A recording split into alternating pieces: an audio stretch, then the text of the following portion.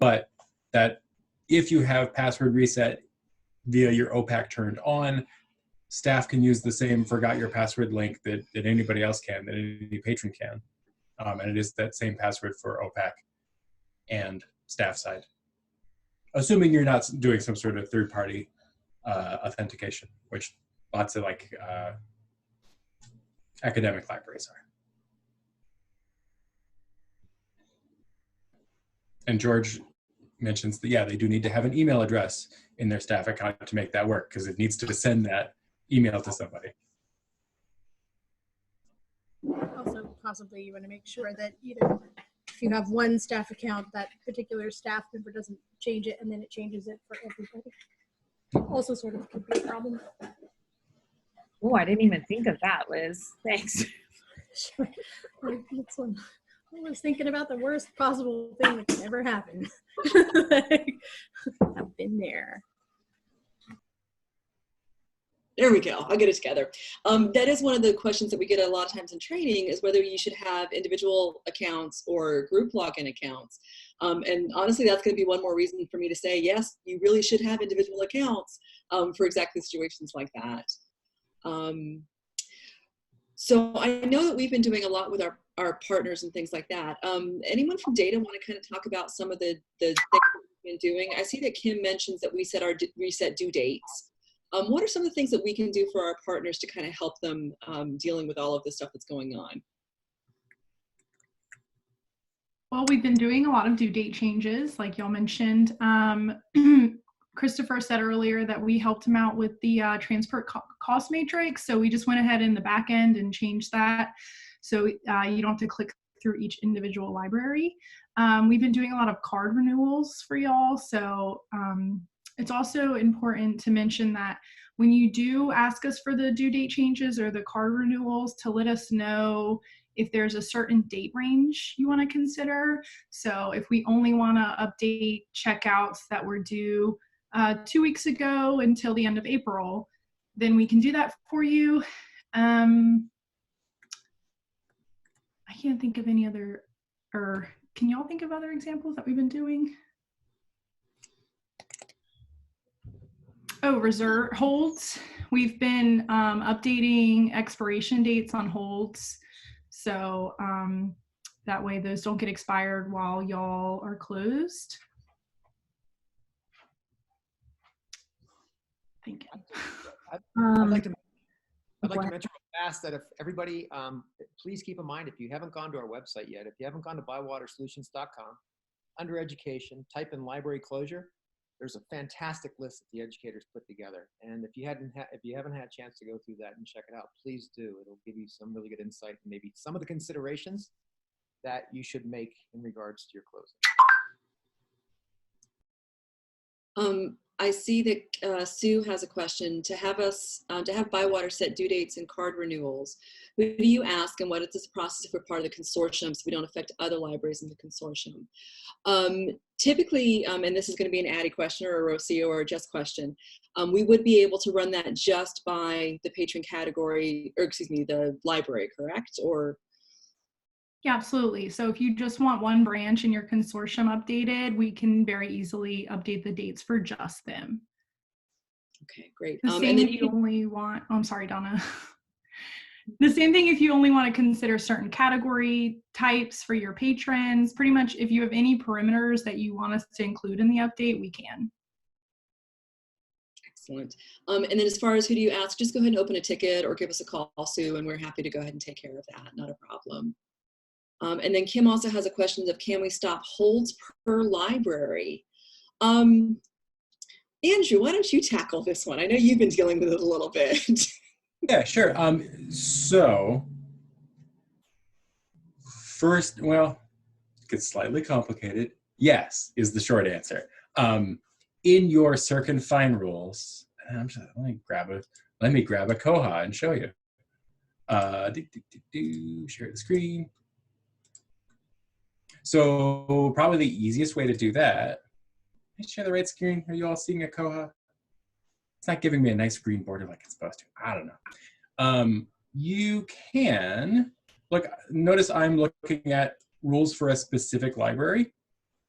you could come down here and say hold policy, no holds allowed. That flips off holds for this branch. So no more holds can be placed. Also, no more holds can be filled, which may or may not be what you want to do. Koha, as it stands right now, checks your hold rules both when the hold is placed and then again when the hold is filled.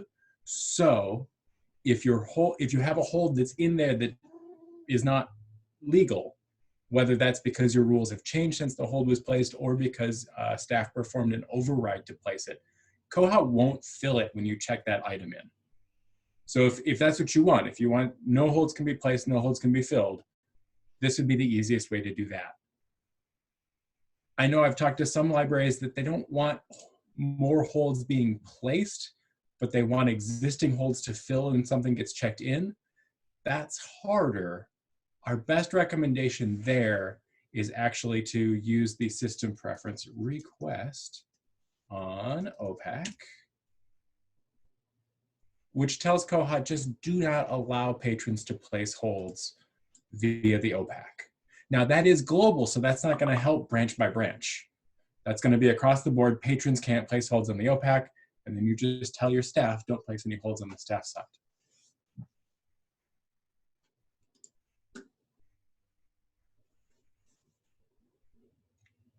Unmute yourself, Don. I'm going to get this right eventually. You think this is the first time I've ever done this. So a couple of messages in the scroll back. So Ed does mention they have updated their online registration to create patrons with a new category that is just for digital resources. And so that's something that's, an option for y'all too. They've also set up reports that let staff check and see new registrations at least every hour and add card numbers so patrons can log into the digital resources. So when you do set up those self-registrations, you have a couple of options for that. There is a way that we can work with you to set up kind of a auto memnum in the temporary thing. So it'll go ahead and automatically add that library barcode to that. There are always some caveats with that, so definitely talk to us if you want to do that, but there is a way that you can set that up so that patrons can immediately get that barcode and things like that during that self-registration process. But that's a great idea. We are seeing lots and lots of things happen. And I don't know if y'all have seen it today, but Macmillan finally walked away from the embargo, at least for the time period. So that's going to help libraries a lot in getting those resources out a whole lot faster. Let's see. And Christopher did make a comment. We are seeing some development in Koha. One of the great things about Koha is how fast things can change. There are some features that are being worked on right now that are kind of some of those that would have been nice to have earlier, but hey, we'll take them as they come. One of the things that I actually tested on today that will be coming out of all of this is there is going to be a tool that will let you batch modify due dates yourself. It's really kind of exciting to see it. It's a nifty little thing. It's also one of those things that we hope you won't have to use that often, fingers crossed, but it is there and it's going to be a really cool addition to it. So you're right, Christopher. We're taking this opportunity to see what else we can kind of push through. We're just not telling our developers that, but hey, yeah, no, we need to do this sort of thing. But and we were talking about this earlier. I think this would be a great opportunity to think about what sort of tools would have been good to have in place for something like this and get some of those developed.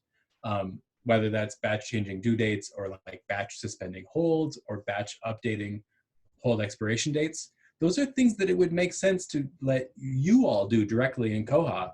It's just, we haven't really had a situation like this that made a big need. So be in contact with us about that, what sort of stuff you'd like to see come out of this, and we can file bugs, file enhancements to add those things. You can file them yourself too. I want to jump back to part of what Christopher said about he had flipped that no holds allowed at the branch level and first available holds we're still getting through.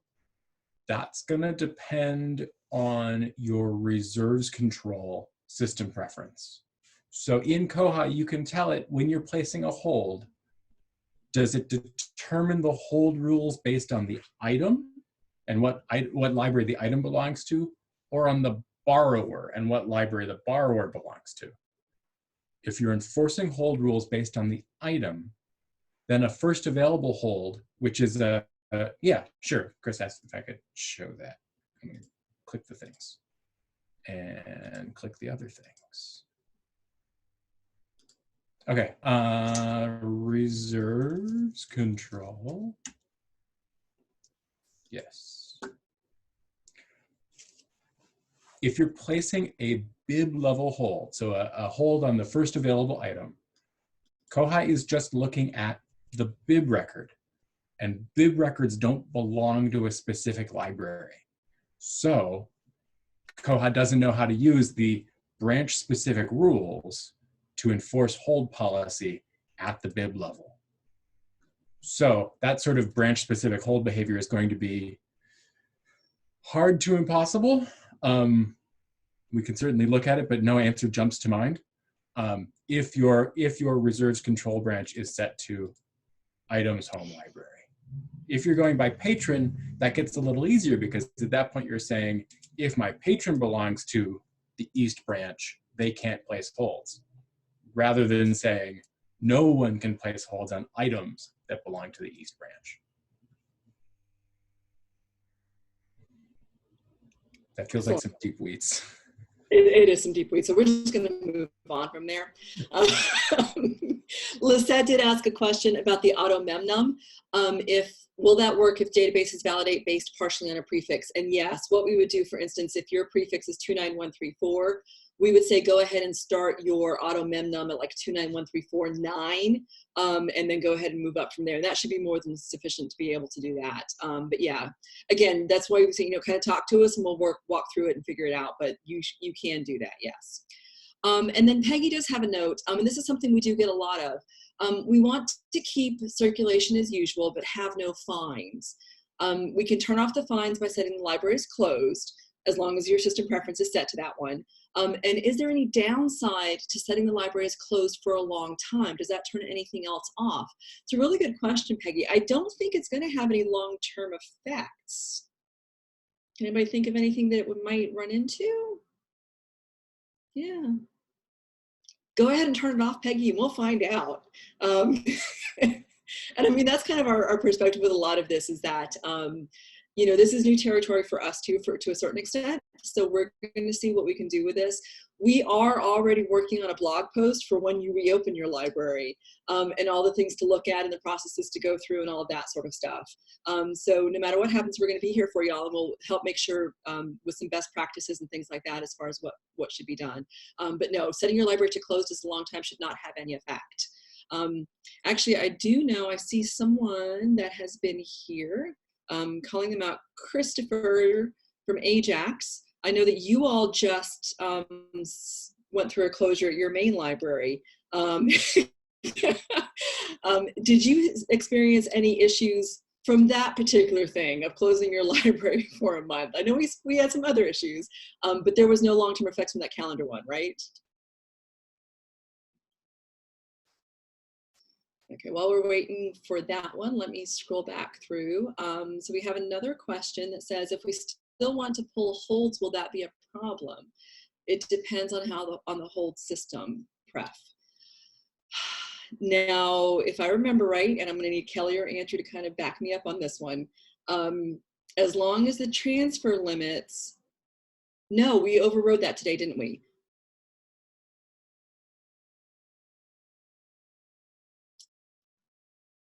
What did we determine as far as patrons can place, as long as patrons can place holds, even if the library is marked closed on the calendar?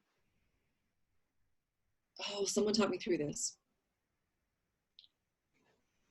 I don't think we did it when they were closed. We'd have to see. Okay. But I mean, the holds queue will still run, I'm pretty sure. Yeah. Yes, I did. Sorry, y'all. We've had so many tickets coming through. I'm trying to remember which libraries I've done what with. But I do know that we did have a library that we had they had some that were closed and some that were open. Libraries that were closed, holds were still being processed in that holds queue to be sent to that closed library. So it is all about that transport matrix. So yeah, you would still be able to go ahead and pull those holds. Lisette, you know, if you want to open up a ticket, we can walk through that again, but I do know we tested that for one library, and it does work. George does mention that their libraries don't have a holds queue if they're closed. Okay, let's see, Laura. Yeah, so George is probably using the same system preference that Jason just mentioned in the chat. Holds queue, skip closed. So that makes your holds queue, if you're using that, look at the calendar to determine whether or not items should get pulled. Okay, excellent. Laurel is mentioning that they don't have a date set for reopen, and so right now they're extending due dates. They're not using the calendar, which is one way to do it. We're more than happy to keep adjusting those. And you could just keep, what we've seen some libraries do is they'll go in there and just set, like, they estimate it's going to be at least like April 1st before they reopen. So they set those as the close days. And then as you come up close to that close day, you can keep pushing it out further and further. Because Koha kind of looks at those things in real time as it's processing. So that'll be okay with that one. Jenny does ask, should they not be checked in? So that's really kind of where it comes with your holds as to whether or not you're auto expiring. If you do automatic expire holds, you might want to talk to us because we're going to want to extend those holds and to make sure that those things don't expire automatically. But just remember that if your crons are running to send out your message queue, patrons are going to get notices that that hold is available for them. So just kind of be aware of that too. That's one of those things that can get missed sometimes. That's good to hear, Jenny. Auto expiration or auto cancellation of expired holds is a little messy at the best of times, and I'll take any opportunity to suggest that people go click that cancel button manually. I don't know why, it keeps me up at night worrying about the books that get left on the hold shelf. Christopher asked if holds queue skip closed will work if a transport cost matrix is in play. Yeah, those two work together.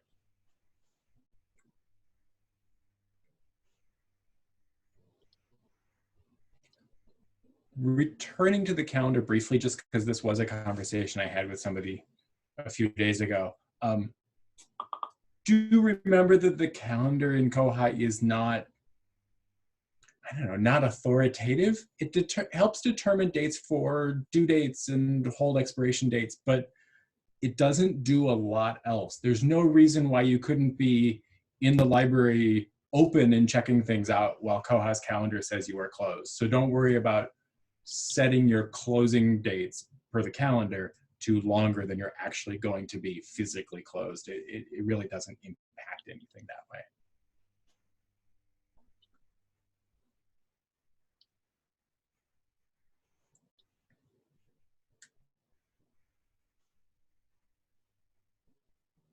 Oh, interesting. So Kim says, and Kim is in Vermont, they are quarantining items for 4 days and then checking them in so they don't show available. And then they're checking them in to generate holds. So we're quarantining for 4 days and then checking them. Oh, and then checking them in. Gotcha. So they're running a 4-day lapse on that check-in and then checking after that to generate holds. That's really interesting. And I know that's something that's been a hot discussion on the listservs lately as far as what do you do with all the stuff that's coming in. So Ed McKinney, we have an automatic material handler that checks things in but doesn't capture the hold. We manually do that based on where the AMH dumps the item. We then quarantine those for 72 hours before we check them in and capture the hold. That way the patron doesn't get a notice. Very good thinking on that one.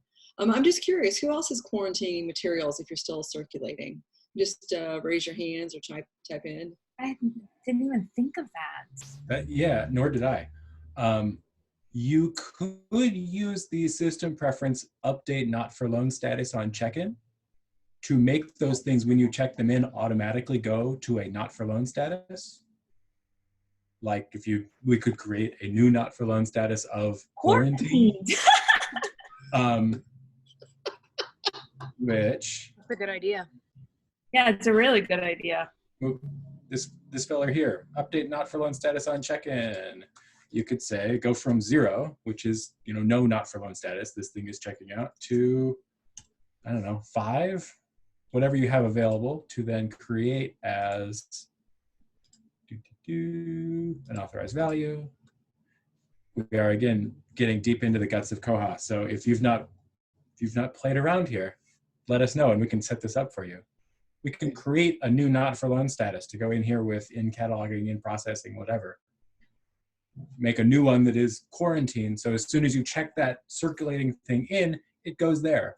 And that will give you an easy way to end the checkout. So you're not worrying about the check-in date being wrong. And also kind of hide it or mark it as unavailable for a while. You might want to hide that not for loan status from your OPAC. I don't know how your patrons would feel about wandering onto a book in your catalog that says quarantined. And then you could batch update them and clear your quarantine status versus checking it all back in again. Yeah, be an easy report to write to say, give me a list of everything that's been in quarantine status for 4 days.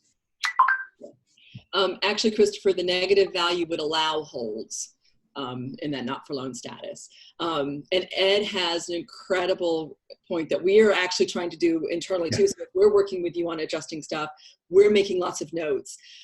Document every single change you make. No matter how small, you're like, oh, I'll remember to, no, you won't. Go ahead and write down every little tiny thing that y'all do. We have done things like we've been marking tickets with a tag so that we can actually go back through tickets and see things that we've changed. I know that Lucas, for those that has made jQuery in your sites, he's been marking that also so we can go through and search, remove it, all of that sort of stuff. So please, write down every little thing that you change. One more marks all of your crons as well, to say. But one more thing that Liz thought about is automatic item modifications by age could also be used with the quarantined items, that after 5 days, they automatically go to available from that not for loan status. And Andrew's giving me a funny look. I thought automatic item modification by age always counted time from data session. Oh, It does. data session, bugger. That would be, I mean, if we wanted to develop a new automatic item modification tool that could be set to look at different dates in the item record, that would be amazing and I would love it. But that's a whole other thing. Thanks, Exactly, Andrew. George. That'd be a great enhancement. It would be super cool. Well, I think a lot of libraries have asked for that to be changed for various reasons, to not look at the data. And so this is one more reason to change the automatic item modification. All right, I see Elena has a question. If we already extended current checkout dates to April and have settings set to skip close days on the calendar in Koha, do we need to stop cron jobs from running? We are already closed and there won't be any new checkouts or check-ins until we reopen. I'm gonna say you're looking pretty good, Elena. Really, the thing to be concerned about is going to be the, if you are checking your things in or out, that's gonna be a challenge. But if you're not doing that, you're not gonna get those notifications. And as long as you have your calendar set, right? What am I missing? Long overdue. Oh. The long overdue cron that marks things lost after they've been overdue for so long doesn't have any idea what your calendar's doing. It's always just counting hard days. And turning off the crons is a belts and bracers kind of move. Yeah. It's definitely, you're not going to send out anything that you didn't need to. So. And Elena, that is not trouble at all. We are more than happy to turn those crons off and on. I think we've timed Danny and she can do it in like as little as 5 seconds. So it's really not a big deal at all. Please let us know. We're more than happy. And again, like Liz says, I'm one of those that I'd rather have it like double and triple checked just to make sure. So we're more than happy to do that for you. Excellent. All right.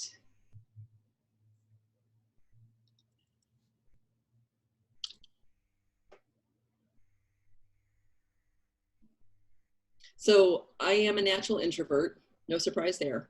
And I often joke about that one of the downsides of working from home is it makes it incredibly easy for me not to leave the house, like physically not set foot outside until it's Saturday and time to go grocery shopping. But now that I'm kind of on the quarantine thing, I really, really want to go outside. Why does this happen?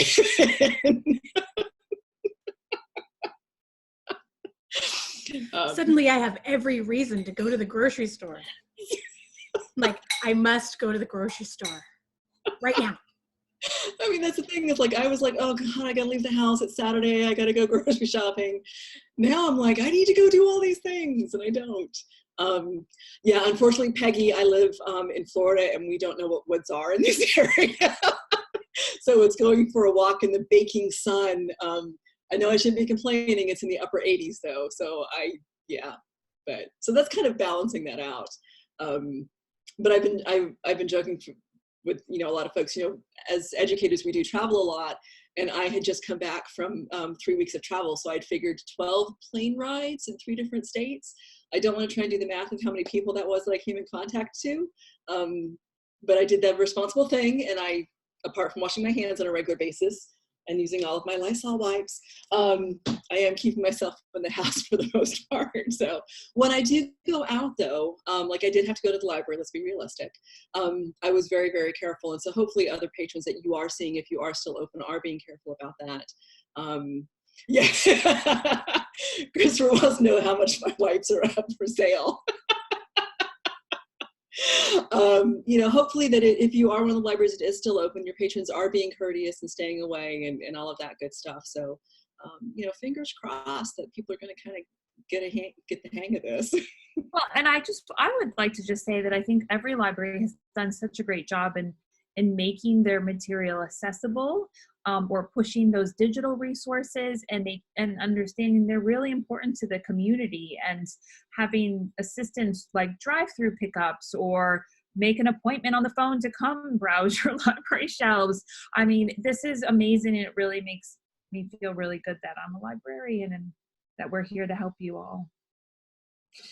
And I know for those libraries that did close, it is a heart-wrenching decision, because we know how important we are to our community members, and how they depend on us for so much. So it's really, really hard. But I'm very proud of the libraries that have been able to do that and still kind of provide some sort of service level and things like that. So Jenny says, if you turn off the long overdue cron job, when the job is turned back on, will all the items that became long overdue during that time period change to long overdue? And I actually know this answer because I've asked Danny this probably 18 times. And yes, because it looks for that whole time range. So it looks back to like 365 days. So you don't have to worry about that. It will catch all of those items that were supposed to have been set to long overdue there. And Stephanie raises a really good point. Stephanie's one of our newer partners up in Pensacola. Hi, Stephanie. What we are suggesting is that when you do reopen, wait a few days before you start running some of these extra processes and things like that. Particularly for things like if you are expiring holds, don't have your hold set to restart expiring the first day you open, because that's going to kind of defeat the purpose. So just kind of think about those dates and things like that. So let's see, 365 days is the hard rear limit for long overdue. So as long as, fingers crossed, we're not closed for more than 365 days, all of those items will be captured in that long overdue loss. So yeah, so good questions, y'all. Keep them coming in. What other things are you thinking of? What are your patrons saying? What are your staff saying? What really bad jokes have you heard that you want to share? Kelly has that panicked look because I shared one with her this morning that she didn't really like. Yeah, tell your joke. Tell your joke, Donna. So the Iowa Library Association yesterday sent out a really nice closure email. He said, to forestall the joke, about general recommendations for libraries when closing.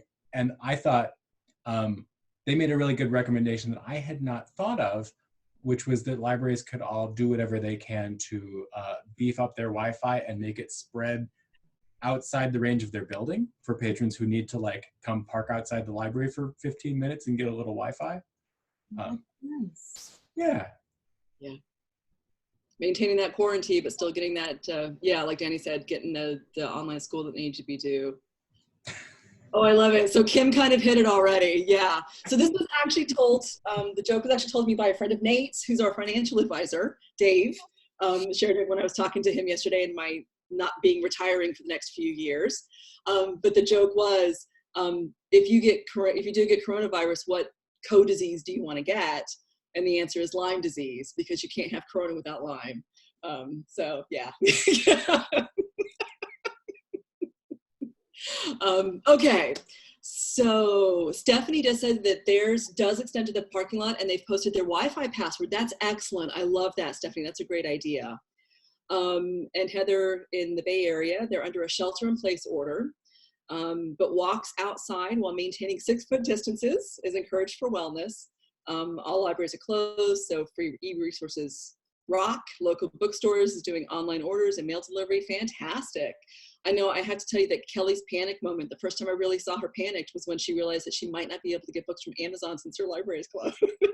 My library is completely closed. And in our staff meeting yesterday, somebody said that we couldn't order through Amazon anymore. And I ordered right then a book just to have one, because I don't have a large stack of library books next to my bed, just because I was in one of those phases. Now they're closed. Yep. Okay, what about patron established hold cancellations, i.e. the hold not needed after? So that's an interesting one. If the library is closed, it's like the calendar's marked closed, those would still be honored though, right? Data-wise, I believe that's the hold expiration date. That's the same date that gets used once something is waiting, except those uncaptured holds that have an expiration date, I believe, do just go away when they reach that expiration date. Is there a way to do a report to find those after the fact, or is that just kind of gone? Good question. I don't know. Let me see if I can find out. Yeah, I think we could capture that. Just checking expiration dates on expired holds that didn't have a waiting status. Oh, I'm getting pinged by a mystery man who says, actually, so those get canceled. Those get marked, or expired holds that are unfilled get moved to old reserves by a cron. So it'd be real easy to find holds that were canceled at 2 a.m. by that cron. Cool. Okay. And yeah, we can, again, the data can, I say we, Addie can go in there and change the expiry date. She's probably doing it in her sleep at this point, but she could go in there and change the hold expiry date, but that would be something to kind of just be aware of, is that you'd be forcing the patron to have to get it no matter what. So there might be a few cases where it's not necessary, but yeah, just something to be aware of that. So excellent. Great. These are great questions, y'all. We could take a whole nother blog post from this. So if a book arrives for me in the mail, do I have to quarantine it in my house? Or just wipe it down with Clorox wipes? Well, what did they say? Amazon delivers in 2 days, so you can have the coronavirus in 2 days? Something like that? No. I actually did see an article about this somewhere, and they said, don't worry about it. I know. It's easy to say, don't worry. This is where my family full of attorneys rises up at me and tells me to say, we're not healthcare professionals. Please take our advice on health matters. Please take our advice on library matters. So Kelly, if I mailed you some Lysol wipes, how would you disinfect them? You should look up if microwaving a book makes it catch on fire, and if not, just microwave it. Okay. Should have everything, right? Does BioWare adjust patron expiration dates, or is there a way to suspend expiration? There is not a way to suspend expiration. We'd have to change those dates for you.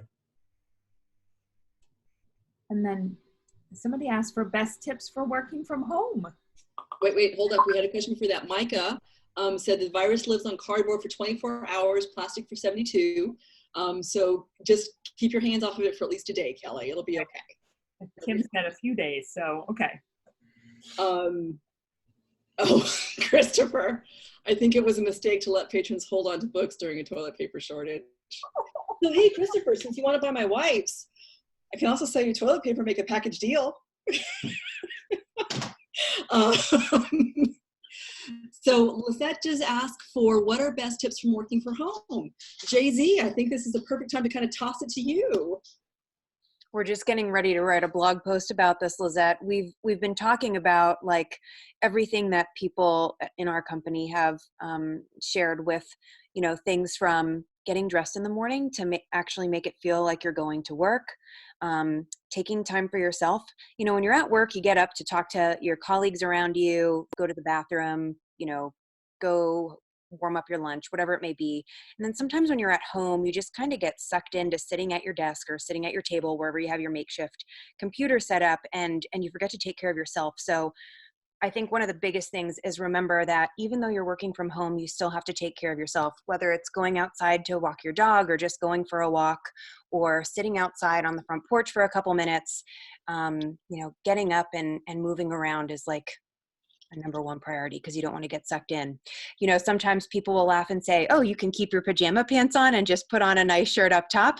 Hey, if you want to do that, you can. But a lot of us feel like if you get up and actually get ready for the day, you kind of feel better about things. A few people have suggested, having your computer, somewhere separate where like at the end of the day, you can close the door and walk away. A lot of times, you'll get sucked in where you go back a few times during the night. If you're sitting in the corner of your living room or, you get those emails at 10 p.m. at night, it'll be there the next morning. So things like that, be cautious of. George, that's the real question. What about working from home when your kids are also there? So yeah, Liz, I saw that you had a little one in the background a little while ago. Is he still there? Excellent. So apart from duct tape and tying their hands together, how do you manage that? Well, my house is pretty small. So we've had to talk about how it is disrespectful to have loud noises going on when people are trying to do work. He knows that he can watch TV as long as it's not too loud, and you eventually learn to tune it out. We haven't started any kind of online school here. So probably once that starts, things will change a little bit. If they ever get there, who knows? But, honestly, I think it's really mostly about teaching your kids to respect your time. And it's just like with your pet, if they really need attention, that probably means that it's time for you to take a break too. So, go ahead. I mean, my suggestion is if you need to, take some time and have a cuddle or whatever, or play a quick game of checkers, or, look at that Lego thing they're building. You can take the time out for that. Nothing at your job is more important, really. No offense to all of you. But just honestly, you have to balance it anyway. So, what's 5 minutes this way or that way? That's my feeling. I'm sorry to my boss who's here. Yeah, but no, it's true because you're not commuting, right? So, my wife has an hour commute each way, and I don't have that commute. So I spend the extra time working. So that's kind of time karma that you're building up that kind of evens out when you do take the time to take care of yourself, like we've been talking about, to attend to your children if you need to, or your pets. Go outside, take a walk. For me, the most important thing is having the right space to work in. So, and I know there's limitations on that based on, where you live, what type of house you have, if it's an open concept, everything like that. But, for me, I need to be in a completely dedicated space away from the house. Otherwise, I'll be distracted. Some of our people work great from the couch, they're extremely productive. They're just as productive, if not more than I am, working in their living room on the couch. For me, that would not work. So it's really important to take the time to assess what the best place for you to work is, and don't settle unless you absolutely have to. Again, of course, there's limitations. But your environment, I think, is extremely important. When we started this company 11 years ago, I basically made this little hobbit room in my basement because it was like, 7-foot high ceilings, but I sheetrocked it. I put a door. I made it look like a little miniature office, you know, so that I could walk away. You go downstairs, there's this like rough, you know, nasty basement, but you open this little pocket door and it's a little, you know, office area. So it's important to have your own space, in my opinion. My kids are doing online learning currently. They started Tuesday, and we just kind of go through our schedule during the day to say what time are they going to be on camera or during a Google Hangout. And I say the same thing, which I've always done, regardless if they're home or not home. What time am I not available? And then just making time during the day to just check in. How's everything going? Let's grab some lunch. Have you had a snack? Is there water? And then, you know, they just kind of get in their own groove. And they're bored out of their mind doing online learning. So just keeping that energy, like, isn't this fun? And they're like, no. Nick had a great point too. He just wrote, you know, it was a big kind of paradigm shift in our company. It was probably about 8 years ago or 9 years ago when we said, if you're speaking with someone, you need to turn on your video, period. You know, it's like mandated. You know, you need to be able to look at the person you're talking to. And that made a huge, huge difference in our company. It was a complete game changer, as Danny says, because there's much more of a connection. You're not just speaking to a voice, and you can take on more social cues, like if eyes are glazing over, you know, things like that. You know, so that was really, really important change for us as well.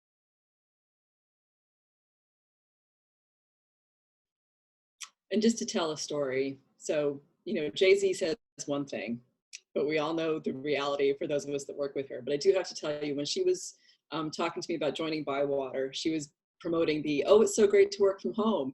For instance, I didn't even have any pants on today until my first call. And I think that kind of sold me right then and there. It was like, yes, I only have to look decent from the top up. This works for me. When I was interviewed by Jessie, she was outside in the Florida sun, sitting on her patio. So yeah, she sold it big time. I was like, I want that. I didn't get the Florida sun when I got hired, but I can sit outside whenever I want. I need to interject briefly to correct myself.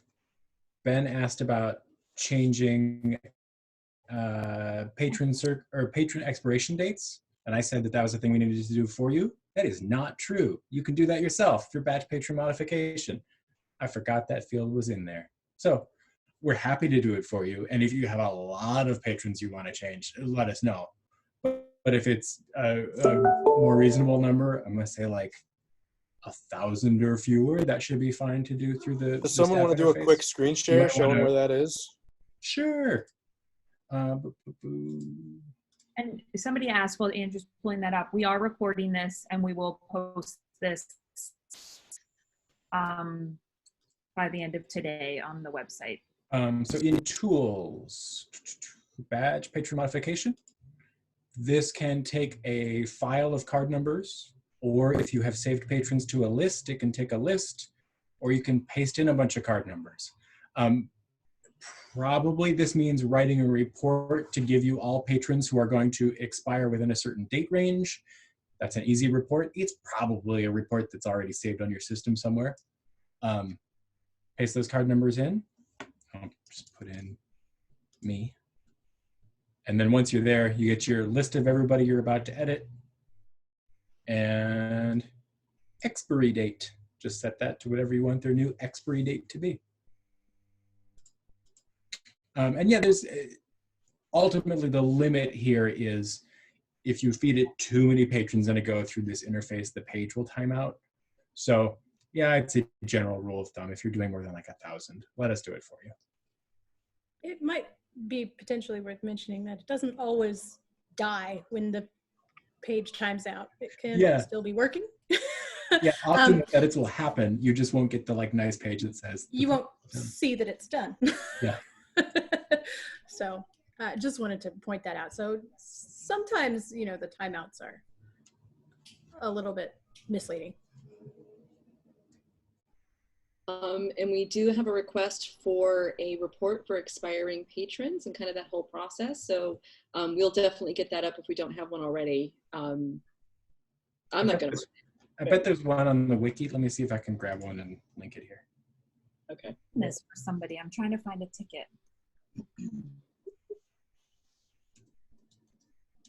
This is like 100% how like most of our meetings in Zoom go. Oh, hold on a second. I got to find a ticket. It's just Oh, how it it says it's in Slack. Oh, what?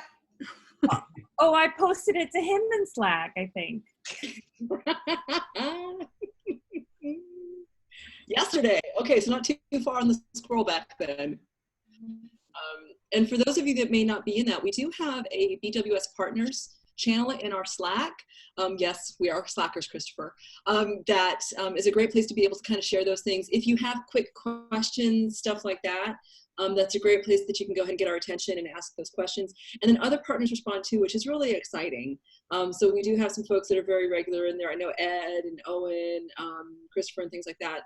Y'all are very active in there, George and whatnot. For sharing feedback and things like that. So if you want to be, if you're not in that Slack channel yet, let us know. We're more than happy to get you set up in that one. And then I see that Kelly did paste that into our chat. So that will be attached also to our update. Ben says he wonders if it's not best to get Bywater to do it so they can be extended. We don't want everyone expiring the same day. And that's a really good point. You know, you don't want every single patron from the last 4 months expiring all on the same day because you're kind of in that same situation again.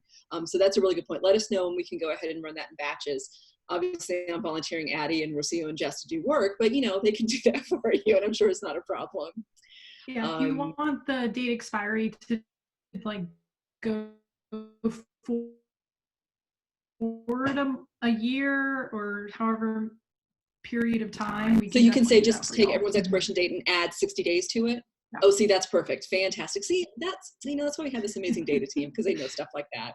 I just pretend like I know what I'm talking about. And then Heather does ask, can stuff that comes up in Slack be turned into blog posts for those of us employers don't allow you to participate? Oh, Heather, that's terrible. Yes, of course. We will make sure that we can go ahead and do that. We are focusing a lot on education and making sure we get more things documented and stuff like that. So that's going to be one that we'll definitely take a look at to get those in there too. George says use the Patron. You can use the Patron import tool. Yeah, you can. I wouldn't. I'm not very good with it. But yeah, you can basically do that using spreadsheets and doing that Patron import, things like that. So yeah, I'm with you, Kelly. I'm mentioning that because I'd have to have Addie or Rosie or Jess fix it for me. Okay. Yes, so George is going to do a webinar. He is an expert with the Patron import tool. We'll get that one set up. He says it is great for breaking patron records. That's what I have found too. So Microsoft Teams. Yeah, I don't think we're going to jump onto that Microsoft Teams bandwagon. We're going to stick with Slack, I'm pretty sure. So, but awesome. And this is, again, this is kind of one of those really great things where we are able to share experiences and you know, perspectives and feedbacks and things like that. So it's really exciting to do all this. I know we're getting close to our hour, and we sincerely want to thank you all for joining us. You know, hopefully a little levity is helping, you know, to kind of keep laughing. Things are going to be okay, which I'm famous for saying in my trainings. It'll be okay. It'll be okay. It'll be okay. But this will be okay. Any final thoughts from our panelists or from our participants? We're recording, so again, we'll have it on the blog post. I'll send it out on the partners list too, just for anyone who missed it or came in late or left early.